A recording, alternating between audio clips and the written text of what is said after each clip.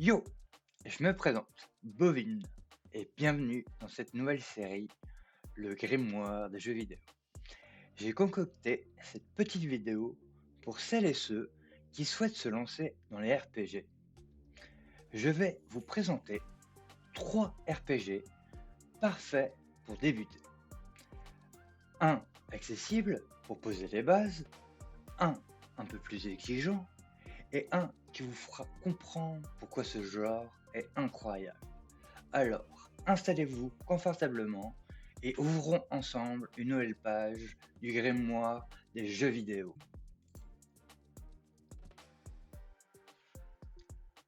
On commence avec la licence la plus populaire du monde, Pokémon. Des générations entières y ont joué.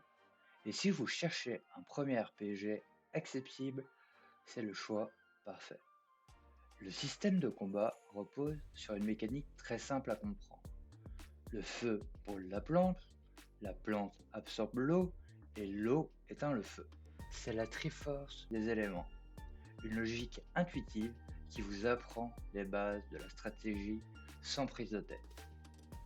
Mais Pokémon, c'est pas juste des combats, ça nous apprend aussi la vie, comme Chenipan qui évolue en Papillusion. Il y a une vraie logique naturelle et éducative derrière. Un simple insecte devient un magnifique papillon et au fond, c'est un peu ça la magie des RPG. Partir de rien, progresser et évoluer jusqu'à devenir le plus fort. Un jeu pour enfants, vous me direz. Ok boomer. Easy to learn, hard to master, tu connais? À première vue, Pokémon c'est simple. Vous capturez des Pokémon, vous les entraînez et vous battez la ligue. Mais si vous voulez devenir un vrai expert, là ça devient une autre histoire. Chaque Pokémon a des forces et des faiblesses, avec 18 types différents, et certains peuvent même en avoir 2 en même temps. Chaque attaque a une puissance, une précision et un effet caché, qui peuvent changer le cours d'un combat. Les Pokémon ont des statistiques cachées qui font que 2 Pikachu peuvent être totalement différents en puissance. En gros, ce qui ressemble être un simple jeu d'enfant devient un vrai jeu d'échecs où il faut mieux penser plusieurs coups à l'avance. Les versions que je vous conseille, c'est les versions remasterisées de la première génération rouge et bleu, nommées vert feuille et rouge feu. Rien ne vous empêche de choisir une autre génération. Qu'en 2025, nous arrivons bientôt à la 9e génération. Mais comparé à ces Pokémon, la licence Pokémon a du mal à évoluer graphiquement. C'est pour ça que nostalgiquement, je vous conseille la toute première, qui est pour moi la plus simple.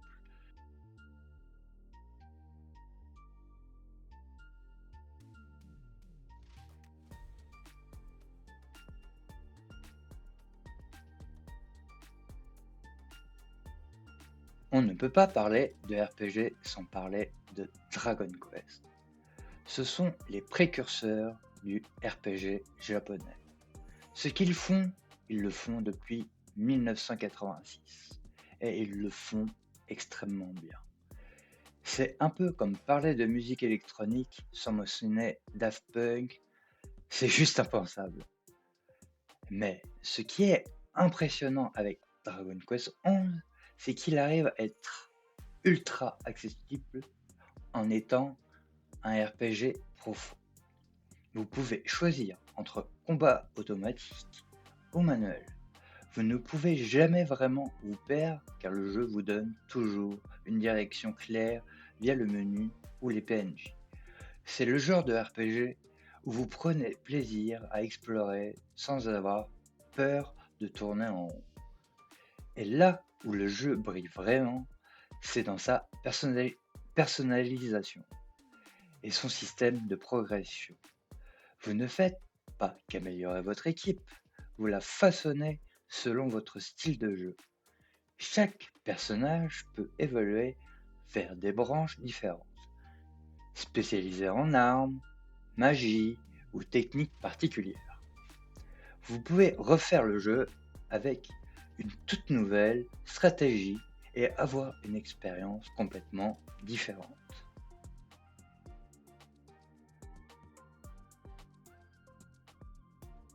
Et ce jeu vous apprendra la fabrication d'équipements appelé le craft, qui est ultra important dans tous les RPG pour optimiser les dégâts, la défense, les résistances. Et en plus de ça, un système d'automatisation d'équipement qui est l'équipement adapté en fonction de vos choix.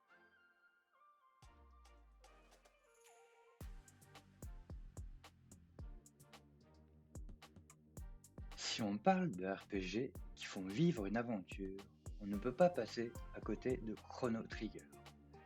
Ici, vous ne jouez pas seulement un héros, vous êtes membre de l'équipe à part entière. Chaque décision que vous prenez change le cours de l'histoire, influence vos compagnons et modifie l'avenir lui-même. Les RPG traditionnels vous font souvent suivre une trame écrite à l'avance. Mais ici, chaque action compte. Vous pouvez choisir qui rejoint votre équipe, comment résoudre certaines situations et même quel destin vous attend à la fin. C'est comme si vous étiez dans l'ombre de Chrono et son équipe, les guidant vers un futur que vous façonnez. Et tout ça est renforcé par un système de combat dynamique. Ce n'est pas du tour par tour classique où vous attendez gentiment votre tour. Ici, le temps continue à s'écouler. Les ennemis bougent et vous devez vous adapter en temps réel. Et si ça ne vous suffisait pas, il y a aussi des attaques combinées qui permettent de créer des synergies puissantes avec vos alliés. C'est un RPG qui vous respecte en tant que joueur. Il ne vous tient pas par la main, mais il vous récompense pour votre engagement.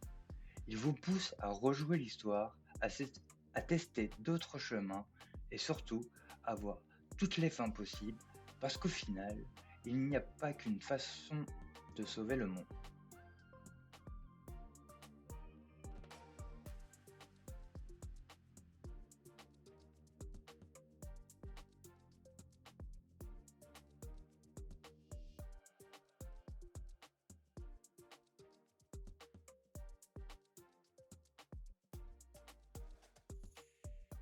Ces trois RPG sont parfaits pour entrer dans l'univers du jeu de rôle. Mais dites-moi, quel a été votre premier RPG ou lequel conseilleriez-vous à un débutant? Partagez votre avis en commentaire et rejoignez-moi pour une nouvelle page du Grimoire des jeux vidéo.